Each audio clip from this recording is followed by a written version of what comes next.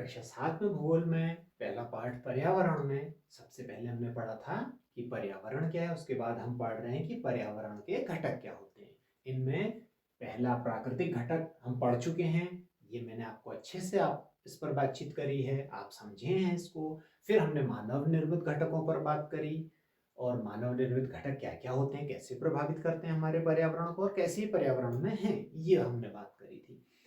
अब तीसरा जो घटक है वो मनुष्य स्वयं है। पहले भी हमने बात करी थी ना कि जैव मंडल में जितने भी जीव जंतु पाए जाते हैं, मनुष्य सबसे श्रेष्ठ है, बुद्धिमान है। तो उसने ये चीजें बनाई हैं, वो उसके बहुत से काम और उसकी बातें भी प्रभावित करती हैं। और वो सब चीजें, उसके कार्य और उसकी बातें, उसके विचार, वो जो कुछ करता है वो भी हमारे पर्यावरण का घटक है।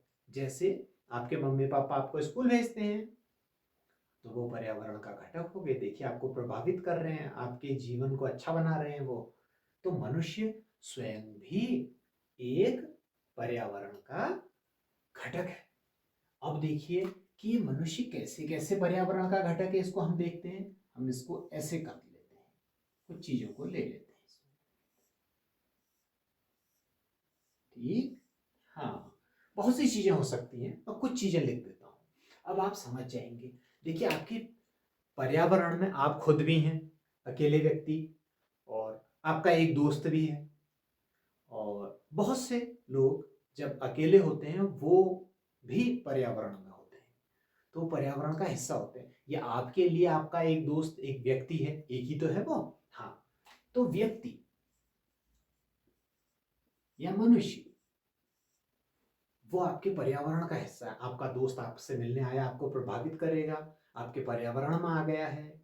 आपके कई काम आपके दोस्त के बिना नहीं होते हैं, आपके भाई के, आपके बहन के बिना नहीं होते हैं।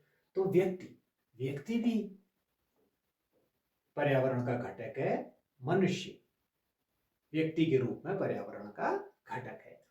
अब बहुत से लोगों से मिलकर, आपके घर में जितने लोग हैं उनसे मिलकर क्या बना आपका परिवार।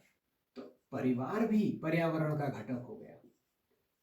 अब आपका परिवार जो काम करेगा, आपको वो कार्य प्रभावित करता है। जैसे आपके घर वाले अगर खेती करते हैं तो आप खेती की कई चीजें सीख जाते हैं। और आपके घर में अगर दुकानदारी करते हैं आपके घर वाले, तो आप उससे संबंधित कई चीजें सीख जाते हैं। तो देखिए, आप प्रभावित हो रहे हैं और आपके पर्यावरण में है वो। तो व्यक्ति, परिवार, मनुष्य व्यक्ति के रूप में पर्यावरण का घटक है। और मनुष्यों का एक समूह, या जिसको हम परिवार कहते हैं, एक छोटी इकाई, वो पर्यावरण का घटक है। अब देखिए, परिवार क्या खाता है, कैसे रहता है, वो सब चीजें आपके पर्यावरण में है। अब बहुत से परिवार मिलकर क्या बनाते हैं, आपका पूरा गांव या हम सब लोग मिलकर क्या बनाते हैं, समाज या समुदाय। हाँ, तो समाज। अब समाज कई चीजें नियम बना देता है, कई चीजें सोचता है। जैसे आजकल लॉकडाउन कर रखा है, तो सारे भारत ने मिलकर कर रखा है। ये हमारा पर्यावरण, ये हमारा समाज पर्यावरण ही तो है। हम सब एक दूसरे से बातचीत कर रहे हैं कि क्या करना चाहिए और क्या नहीं करना चाहिए। वो काम कर रहे हैं और नहीं करने वाले काम नहीं कर रहे हैं। तो ये सब हमारा पर्यावरण है। तो समाज ही पर्यावरण का एक घटक है। आपका स्कूल जो आपको शिक्षित करता है, विद्यालय, देखिए, आपके गांव के, आपके मोहल्ले के सारे बच्चे आपके स्कूल में पढ़ते हैं, कुछ सीखते हैं, तो प्रभावित हो रहे हैं। उनके जीवन में परिवर्तन आ रहा है, वो उस पर्यावरण का निर्माण कर रहे हैं। तो विद्यालय भी आपके पर्यावरण का एक घटक है। इस तरह और भी कई घटक हैं। जैसे अ, हमारा देश चलता है, हमारा राज्य चलता है, या हमारा जिला चलता है। आपका गांव में भी ग्राम पंचायत होती है। तो वो लोग कुछ निर्णय लेते हैं, कुछ सोचते हैं। तो ये मनुष्य के, दूसरे लोगों के विचार और क्रियाकलाप भी हमारे पर्यावरण का एक घटक बन जाते हैं। तो राजनीतिक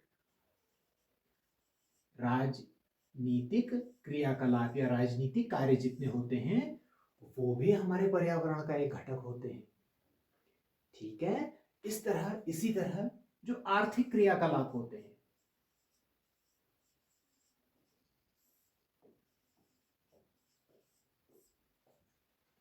अब ये कोई बनाई हुई चीजें तो नहीं होती है। अब आपके गांव वालों ने एक बैठक करी, तो वो कोई वस्तु थोड़ी है मानव निर्मित। बस कुछ लोग इकट्ठा हुए, उन्हें अपनी बातें एक दूसरे के साथ शेयर करी या एक दूसरे को अपनी बात समझाई और किसी बात पर निर्णय लिया। ये निर्णय हमारे कार्यों को प्रभावित करता है। तो मनुष्य जितने भी कार्य करता है वो हमारे पर्यावरण का घटक हो जाते हैं। इसी तरह आर्थिक कार्य करता है। हम खेतों से अ, सामान बाजार तक पहुंचता है या फैक्ट्रियों से सामान बाजार तक पहुंचता है, हम उसको खरीदते हैं, फिर हम उसको उसका उपभोग करते हैं, उसको खाते हैं या उसका कुछ और प्रयोग करते हैं।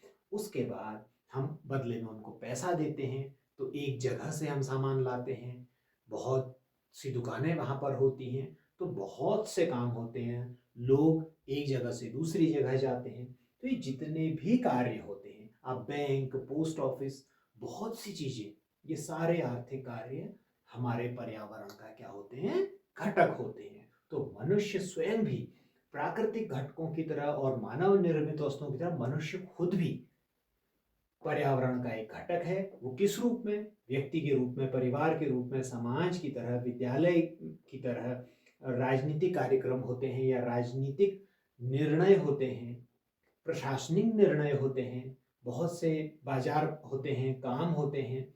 तो ये सब भी हमारे पर्यावरण को बनाते हैं, ये हमारे पर्यावरण का घटक होते हैं। और ये सब किस भाग में आते हैं? मनुष्य, क्योंकि मनुष्य ही इन कार्यों को करता है। तो पर्यावरण के तीनों घटक और उनके जो विभिन्न भाग थे वो हमने सीख लिए। तो पर्यावरण को हमने समझा, पर्यावरण के घटकों को समझा 3 वीडियोस में। और अगली बार हम पर्यावरण कितने प्रकार का होता है इसको समझने की कोशिश करेंगे। Thank you. और इस पूरे वीडियो को आप फिर से एक बार देखिए।